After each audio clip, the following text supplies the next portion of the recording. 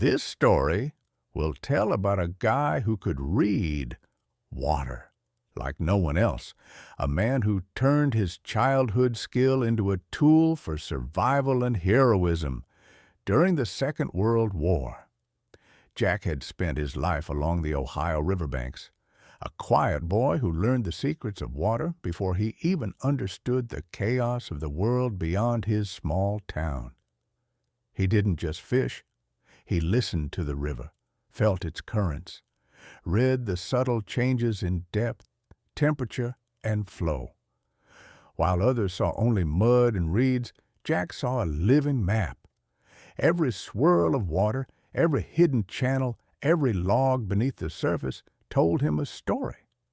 He could predict the movement of fish, the shift of the tides, even the weather, all by watching the rivers flow. Before the war reached him, life was simple. Early mornings with a fishing rod, afternoons repairing nets and boats, evenings by the fire listening to the lull of flowing water. Jack's world was quiet, ordinary, and safe. But safety is fragile. One day, the distant echo of artillery broke the river's serenity. War had arrived. His hometown became a staging ground for American troops preparing to cross into Europe. Bridges were destroyed, supply lines cut, and soldiers struggled to navigate marshes, flooded trenches, and enemy-patrolled rivers. Jack knew he could help. At first, the Army officers laughed. A fisherman? Could a boy who caught trout for breakfast really guide soldiers through battlefields? Jack didn't argue. He simply demonstrated. He walked the shallow banks, traced the currents with his hands, and marked the safest paths through waterlogged land. He pointed out hidden logs that could capsize a boat, subtle changes in current that indicated submerged mines, areas where sandbars could trap a soldier or hide an ambush. The first mission tested everything he knew. A unit of American soldiers needed to flank a fortified German position along a flooded river. Conventional routes were blocked or mined. The men stared at the water with fear. Their maps were useless. Jack stepped forward, calm and confident. "Follow me. Step where I step," he said. No one knew whether to trust him, but desperation outweighed doubt. He led them through a maze of currents, fallen trees, and submerged traps. Every step was a gamble. The water was icy, the mud deep, and one wrong move could cost lives. German patrols were nearby, their boots crunching along hidden paths, their eyes trained to spot movement. Jack guided the soldiers quietly, his instincts precise, his knowledge absolute. When they reached the far bank, wet, exhausted but unscathed, the officers who had doubted him were silent. Relief and astonishment replaced skepticism. The river had become a lifeline, and Jack had become more than a fisherman. He was a guide, a protector, a quiet hero. Word of the riverman spread quickly. Soldiers whispered about him in mess halls and tents. The boy who could see water as a battlefield, the one who could lead men where maps failed. Jack didn't seek fame. He didn't care for medals. Each mission was a puzzle, and each successful crossing was proof that knowledge and observation could triumph where force alone could not. He saved lives not with guns, but with patience, calculation, and understanding the rhythms of the natural world. But the river was not forgiving. Some missions were terrifyingly close to disaster. Currents stronger than expected, sudden storms, submerged mines, and enemy patrols waiting silently for missteps. Each challenge demanded absolute focus. One wrong movement could mean death. Yet Jack thrived under pressure. The water spoke to him in ways no soldier could understand, and he listened. The river had taught him the language of survival, long before the guns and bombs of war. By the end of his first month in Europe, Jack had led multiple platoons through flooded marshes, behind enemy lines, and across rivers that many thought impassable. Soldiers who followed him survived when others would not have, and in quiet moments, Jack would stare at the flowing water, feeling its pulse beneath his boots, and realize that the same currents that once brought him fish now carried life itself. He understood chaos differently than anyone else. He saw patterns where others saw danger, and yet, for all his success, Jack knew the river was only part of the challenge. War changed constantly, unpredictably. Minds moved, patrols shifted, and the tides could betray even the most careful plans. The lessons he learned on the river as a boy were now tested in blood and mud, and the stakes had never been higher. Every mission could be the last. Every decision could ripple into disaster. But Jack continued, because he knew that men were counting on him. Their lives depended on the skill he had honed quietly for years. The morning fog hung thick over the flooded fields outside the French village.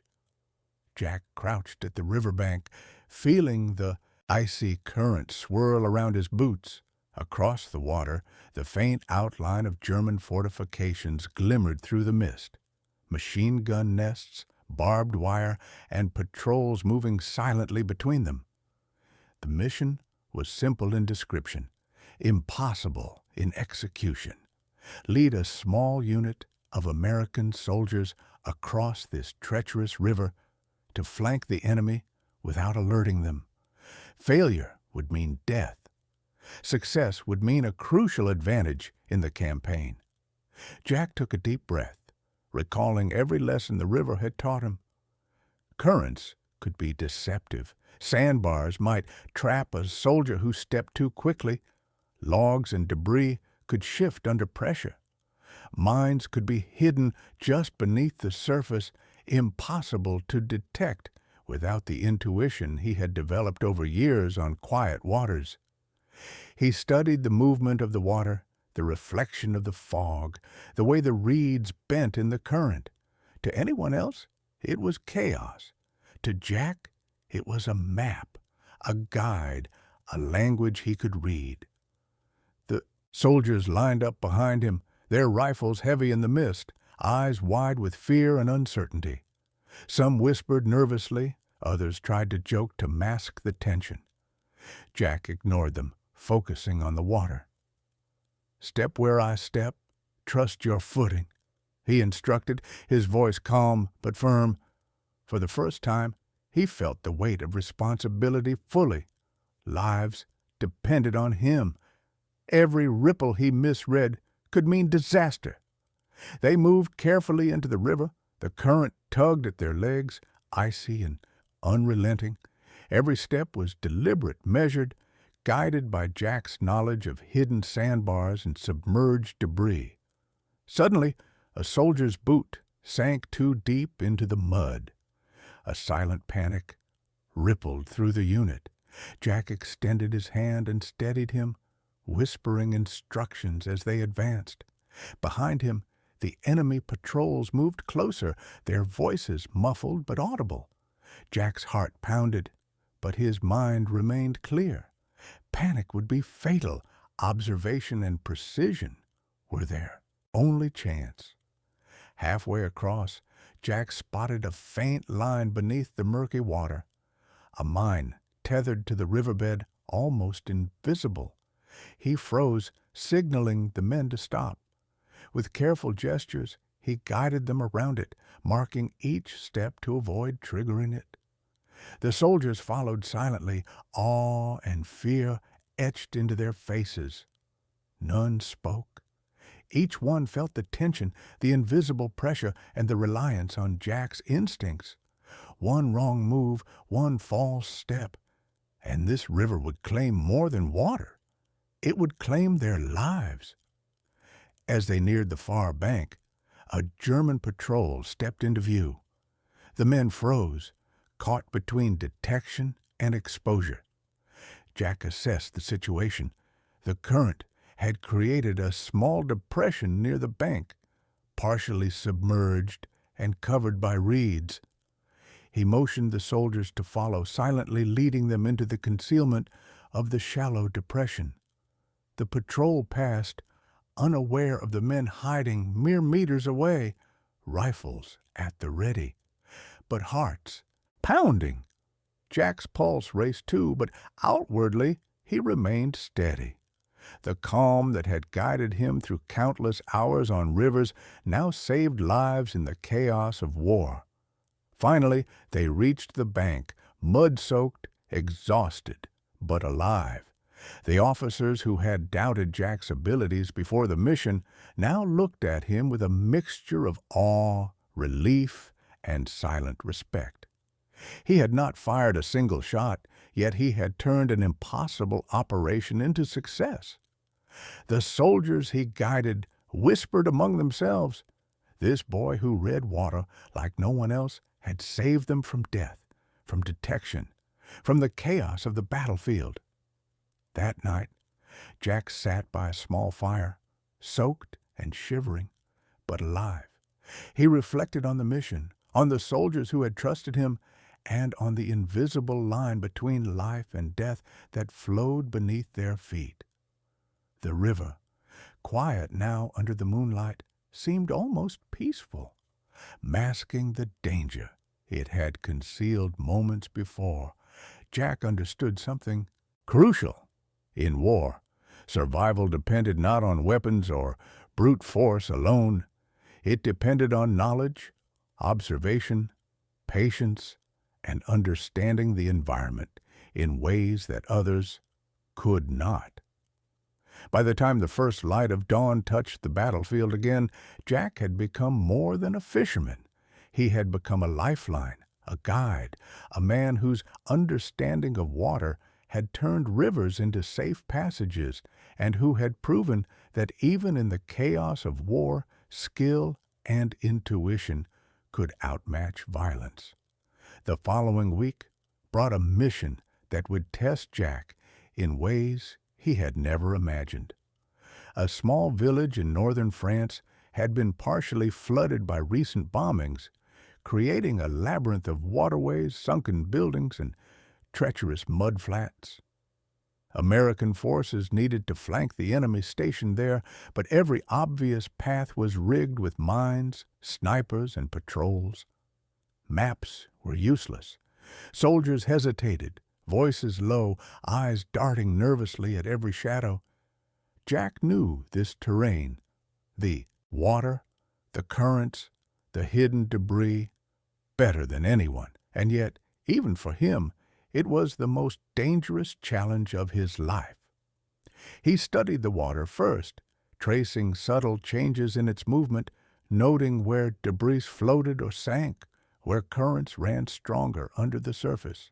To a casual observer, it looked chaotic, random, impossible to navigate.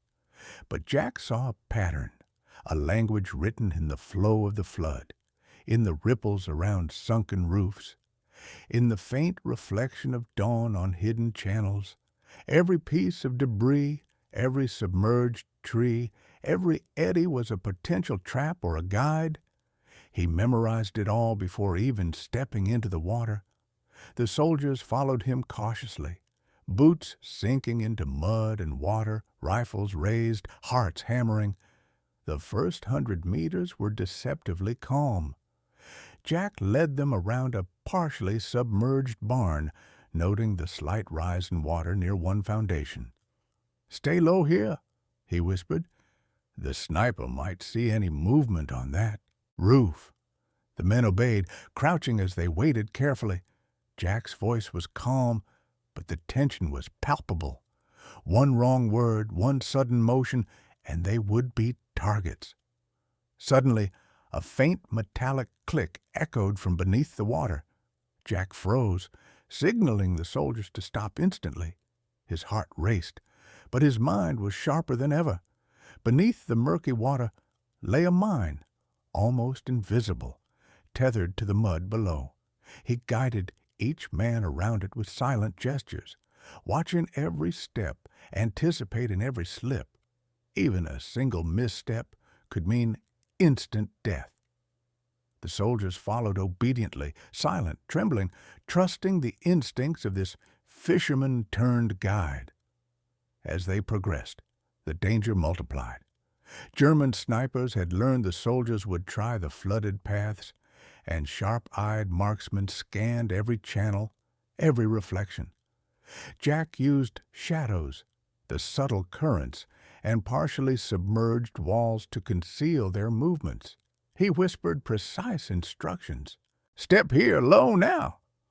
The soldiers, soaked, exhausted, and terrified, moved like ghosts, barely making a sound, every nerve straining with tension. Halfway through, a sudden current swept harder than Jack anticipated. A soldier lost his balance, slipping into deeper water. Jack lunged, grabbing him by the arm, anchoring him to a submerged beam, and pulled him to safety. A wave of relief swept through the unit, but Jack didn't relax. Every crossing, every step was life or death. There was no margin for error. His childhood lessons of reading currents, sensing depth, and predicting hidden obstacles were the difference between survival and tragedy. Hours later, they reached the far side of the flooded village, mud-covered, freezing, but alive. The soldiers who had doubted him before now looked at Jack with awe and gratitude. He had guided them through traps they could not see, currents they could not read, and a battlefield that threatened to swallow them whole. The river, once a quiet teacher of fish and seasons, had become a deadly ally, and Jack had mastered its language in ways that saved lives. That night, Jack sat beside a small fire, exhausted but alive, staring at the water. The reflections of the moon danced on its surface, masking the horrors beneath. He understood, more than ever, that war was a test not only of courage and strength, but of observation, patience, and understanding the hidden forces at work. He had turned knowledge into life itself, and the river, his lifelong teacher, had once again proven its power. The morning mist clung to the flooded fields like a shroud, masking the dangers hidden beneath the surface. Jack stood at the riverbank, scanning the water, the submerged remnants of destroyed buildings, and the gentle swells that hinted at deadly currents below. Today, he was not leading a platoon of 20 men. Today, he was guiding an entire division across a series of flooded fields and marshes under the ever-watchful eyes of German snipers and artillery positions. The stakes had never been higher. Jack's mind worked like a precise instrument. Every ripple, every change in color, every subtle movement of floating debris told him something. Here lay a sunken mine. There, a sandbar that could trap men. Over there, a current that could sweep the unwary into a sniper's line of fire. He traced his hand along the water's surface as if reading Braille, translating the chaotic language of the river into steps that could save hundreds of lives. The soldiers hesitated.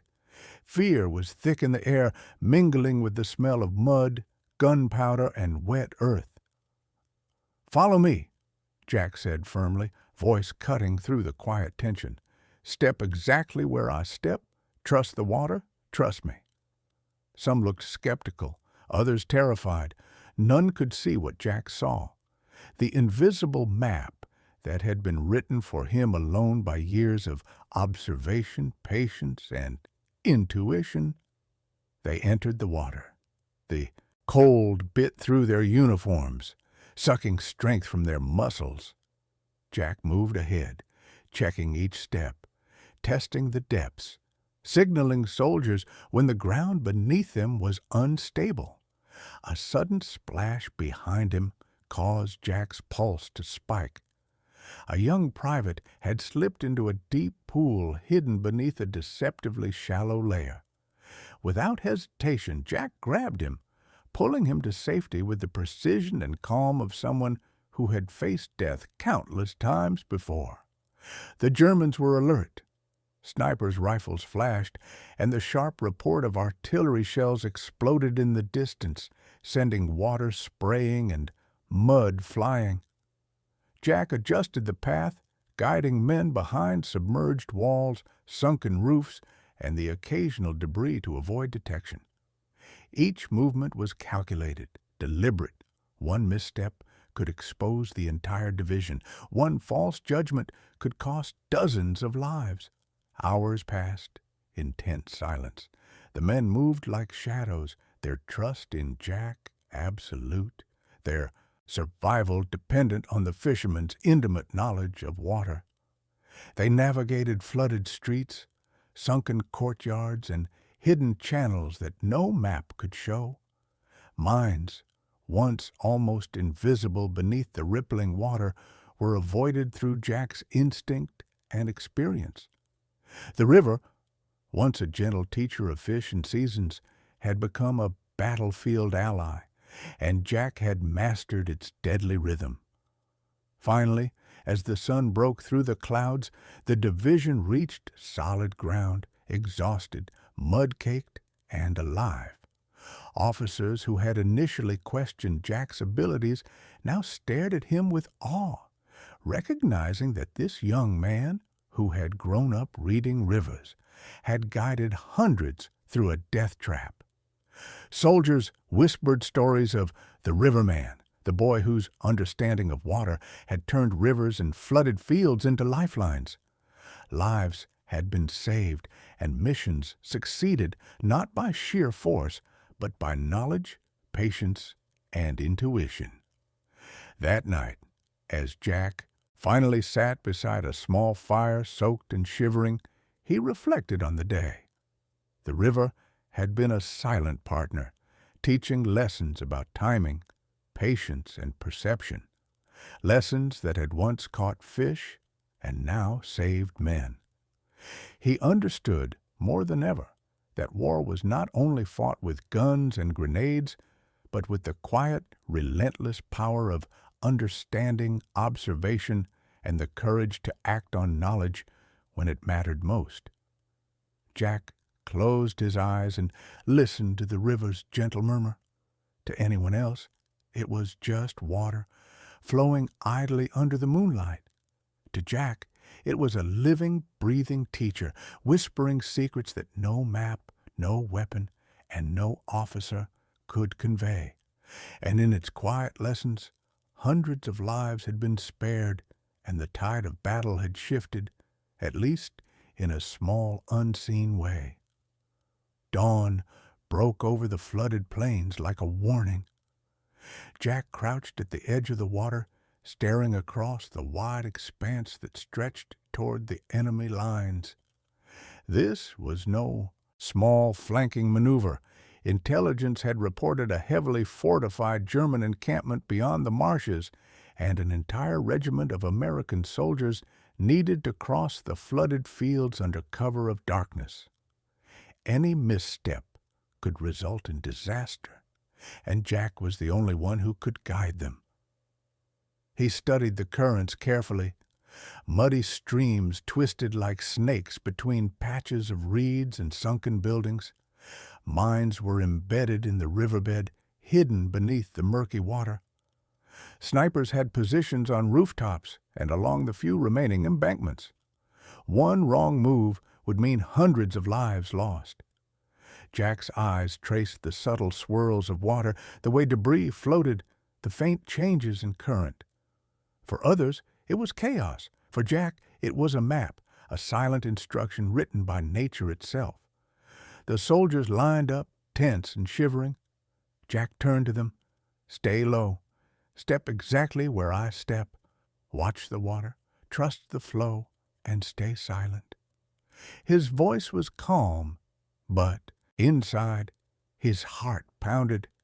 He could feel the responsibility pressing down on him like the weight of the river itself. Hundreds of men were relying on the instincts of one fisherman, one boy who had grown up reading currents and depth. They moved into the water. The icy flood pulled at their legs, threatening to sweep them off balance. Jack led them with absolute precision, avoiding hidden mines and submerged debris. A soldier tripped over a sunken beam. Jack's hand shot out, steadying him before he could be dragged under by the current. Every step demanded focus. Every glance required calculation. Behind them, the faint flash of a sniper's scope reflected in the water. Jack gestured, silently guiding the soldiers into a shallow depression where they remained hidden, motionless as shadows. Hours passed. Currents grew stronger, debris shifted unpredictably, and German patrols moved nearby, scanning for movement. Jack's knowledge of water depth, flow, and hidden pathways allowed the regiment to advance without detection. He guided them around mines and through channels invisible on any map. His patience and calm focus became a lifeline. The men began to whisper, "The riverman," reverence in their voices, awe in their eyes. He was not a soldier in the conventional sense, but without him, they would have been easy targets, casualties of the flood and the enemy alike. Finally, the far bank loomed ahead, solid ground, relatively safe. Exhausted and soaked to the bone, the soldiers emerged, hearts racing, eyes wide with disbelief. Their lives had been spared, not by weapons or brute force, but by Jack's ability to read the water, anticipate danger, and move with the rhythm of the river. Officers who had doubted him before now looked at him with respect bordering on reverence. One of them clapped a heavy hand on Jack's shoulder, muttering, "You just saved 100 lives, kid. Don't ever forget that." That night, by a flickering fire, Jack reflected on the mission. The river whispered in the darkness, gentle and unassuming, hiding the dangers it had once concealed. Jack realized the truth that had become his life's guiding principle: understanding, patience, and observation could be more powerful than guns, artillery, or numbers. He had turned the skill of a quiet fisherman into the salvation of soldiers, the lifeline in a war zone where chaos ruled. Jack closed his eyes, feeling the exhaustion and the weight of responsibility. He had faced death countless times that day, yet he survived not by luck, but by mastery. Mastery of water, of movement, and of human behavior under extreme pressure, and in that moment he understood something profound. Even the quietest, seemingly ordinary skills could become weapons of survival in a world gone mad. The day had begun like any other, yet Jack knew instinctively it would be different. The intelligence reports were grim. A key supply route was cut off. A heavily fortified German battalion blocked the path, and hundreds of American soldiers were stranded on the wrong side of a flooded marsh. The usual crossings were mined, trapped, or under sniper observation. Command had turned to Jack, the boy who read water, because no map, no general, and no ordinary guide could navigate this terrain. Jack studied the water carefully. Sunken barns, broken bridges, and debris stretched for miles. Currents twisted unpredictably, masking hidden mines beneath the murky surface. Every ripple, every swirl, every subtle change in color or movement told him something. To anyone else, it was chaos. To Jack, it was a language, a set of instructions written by nature itself. The river had taught him patience, observation, and intuition. And now, these lessons would be the difference between life and death. The soldiers lined up behind him, fear etched into their faces. "Follow exactly where I step," Jack whispered. "Low, quiet, watch the water." His voice carried calm authority, but inside, adrenaline surged. Every soldier's life was in his hands. Every decision, every step, every glance at the water could mean salvation or disaster. He could feel the weight of responsibility like the current pulling at his legs. They moved into the river. The icy water lapped at their knees, then thighs, then waist. Sunken logs threatened to trip them, mud tried to claim their boots, and invisible mines lay just beneath the surface. Suddenly, a sharp click echoed. Jack froze. A soldier's foot hovered above a mine. With a subtle hand gesture and a whisper, he guided him safely aside. The tension was unbearable, but Jack's calm focus never wavered. The Germans were alert. Snipers positioned along ruined buildings scanned the marsh, rifles glinting in the sunlight. Artillery shells exploded in the distance, shaking the water and sending mud spraying. Jack guided the soldiers through submerged channels, using currents and reeds for cover. Every decision was precise. He timed their movements with the flow of water, the shadows of buildings, and the shift of the sun, turning chaos into a path of safety. Halfway through, a sudden surge in the current caught one soldier off guard. He was swept sideways toward a mine. Jack lunged, grabbing him just in time, pulling him into shallow water, barely saving his life. A collective shiver ran through the unit. They were alive because of Jack, because he could read the water like a living map, anticipating danger that no one else could see. Hours passed. The soldiers moved like ghosts, silent, wet, exhausted, trusting Jack completely. Mines, snipers, hidden debris, nothing stopped them. Finally, the far bank appeared, solid ground, safety, and survival. Officers who had doubted him before now looked at Jack with awe. Hundreds of lives had been spared not through firepower, but through patience, knowledge, and the quiet mastery of a boy who had once fished on the Ohio River. That night, Jack sat alone by a small fire, exhausted, shivering, reflecting on the day. The river whispered beneath the moonlight, masking the horrors it had concealed. He understood that war was not only fought with weapons, but with observation, intuition, and courage, guided by knowledge. He had turned a childhood skill into salvation, transforming the chaos of battle into a path to life for hundreds of soldiers. And for the first time, Jack realized the full weight of what he had done. The river, once a quiet teacher of fish and seasons, had become a battlefield ally, and he, the fisherman who could read water, had become a silent hero of the war, guiding men through impossible dangers and proving that understanding more than brute force could change the course of lives, battles, and perhaps even history itself.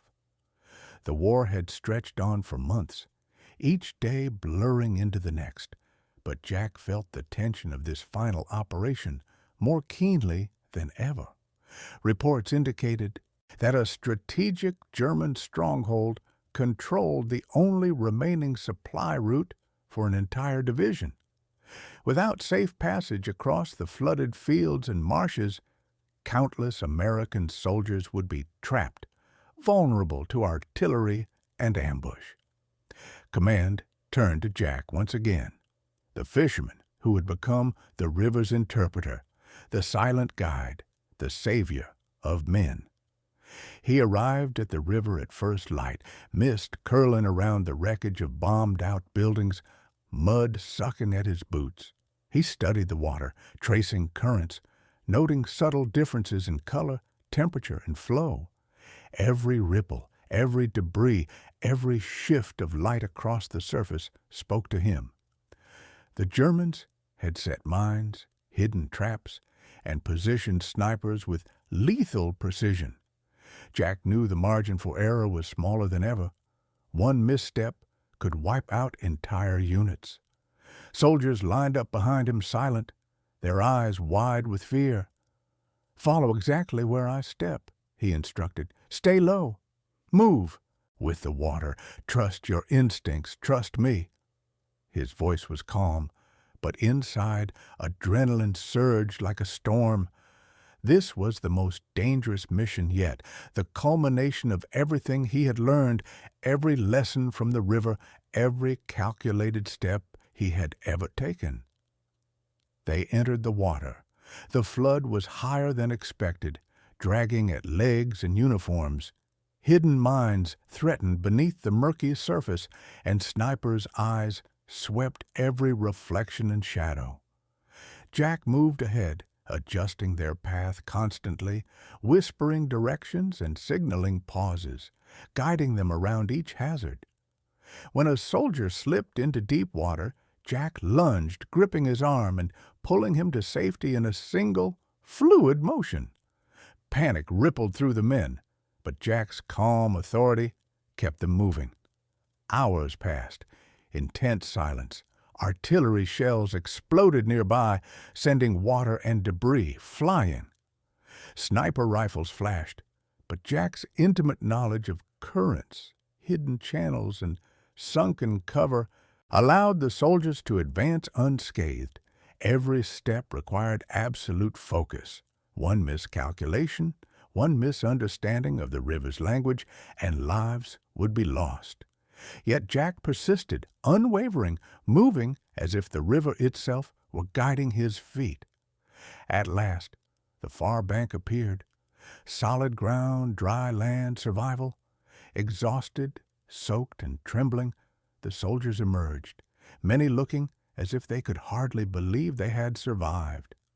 Officers approached Jack, expressions a mixture of relief, awe, and gratitude. Hundreds of lives had been spared, not through force of arms, but through the skill, patience, and intuition of a fisherman who could read the water like no one else. Jack sat alone that night, staring at the river's gentle flow under the moonlight. The war was not over, but for this mission he had succeeded. The water whispered its ancient secrets, and Jack understood fully the weight of what he had done. He had turned a childhood pastime into salvation, a silent skill into heroism. The river had been his ally, his teacher, and in its currents he had guided men to safety, proving that courage combined with knowledge could change the course of lives, and perhaps the war itself. He realized, in the quiet that followed the chaos, that heroism did not always roar. Sometimes it flowed like water, unseen, subtle, but powerful enough to save hundreds. Jack had been just a fisherman. Now he was a silent legend of the river, a guardian of life, and a man whose understanding of the natural world had become the edge between death and survival. The war was finally drawing to a close, and the rivers that had once been Jack's battlefield began to whisper of peace. The sounds of artillery were replaced by the distant hum of transport trucks and the quiet murmurs of soldiers returning home. Jack walked along the riverbank near the village that had once been a maze of flooded fields and danger, his boots leaving faint impressions in the mud. He looked at the water, now calm and reflective, and felt a strange emptiness. The adrenaline, the tension, the life and death decisions that had defined every moment of the past months were gone, replaced by silence. He remembered every crossing, every hidden mine, every sniper's flash, and the soldiers who had stumbled, struggled, or fallen under the current's pull. Hundreds of lives had depended on him. Hundreds had survived because he could read water like no one else.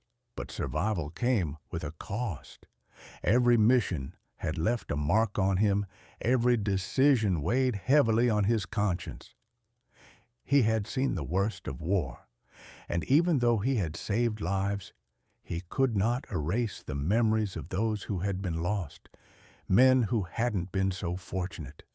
The Army command finally offered him recognition, medals, commendations, and the promise of a secure career, but Jack declined most of it. He didn't need medals. He didn't fight for glory. He had fought to give men a chance to live, and that was reward enough.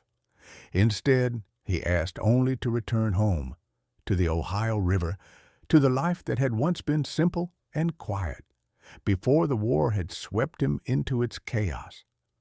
When Jack arrived home, the familiar banks of the river seemed almost unreal.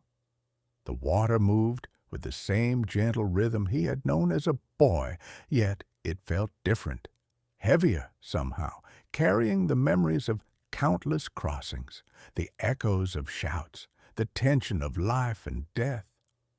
He sat by the river, letting the water flow past his fingers, and understood the truth that had guided him all along. Knowledge, patience, and intuition were far more powerful than force. They had saved lives. They had turned a simple fisherman into a quiet hero of a world gone mad. Jack never spoke much of what he had done. Soldiers sometimes sent letters, grateful whispers of a man who had guided them through impossible dangers. But he didn't seek attention. He simply fished, repaired his nets, and listened to the river. Sometimes, late at night, he would imagine the currents carrying the souls of those he had saved and those he hadn't. He understood that heroism was not about being seen. It was about acting when it mattered most, even when no one could watch, even when the world seemed hopeless. In the end, Jack realized something profound. The river had taught him patience, perception, and humility. It had shown him that life, like water, could be calm and treacherous, nurturing and deadly all at once. And it had given him a gift that no war could take away: the ability to guide others safely, to save lives quietly, and to understand the delicate balance between chaos and control. He looked at the flowing water, letting the moonlight dance across its surface. A fisherman, a soldier, a guide. He had been all of these and more, and though the war had ended, its lessons remained. Jack smiled faintly, realizing that the river, the silent teacher of his youth, had been the true hero all along.